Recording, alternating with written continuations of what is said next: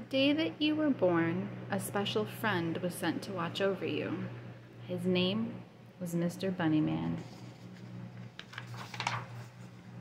Mr. Bunnyman had wonderfully large ears and the ability to understand many languages, including the language of babies.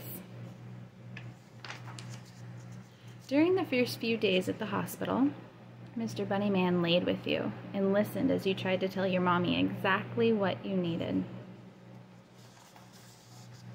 As you drifted off to sleep, Mr. Bunnyman would whisper in your ear, "I love you times a million. I love you times a billion. I love you times a trillion. I love you, my baby."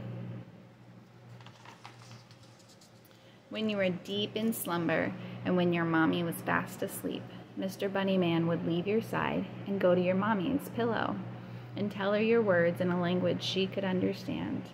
When she woke up, she was then better able to take care of you.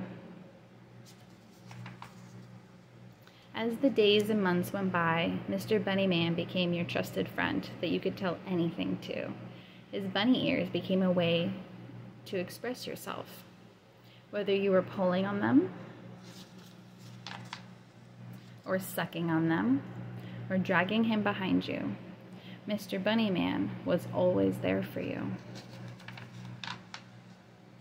Each night when your day had ended, and you fell asleep exhausted with Mr. Bunnyman next to you, he would whisper in your ear, "I love you times a million.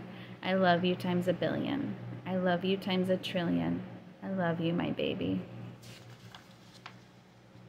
As you got older, many other toys came into your life. You loved to play with trucks and dinosaurs and robots.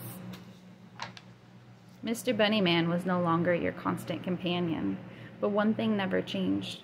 When your day of fun had ended and you fell asleep exhausted, Mr. Bunnyman would come down off the shelf and whisper in your ear, "I love you times a million. I love you times a billion.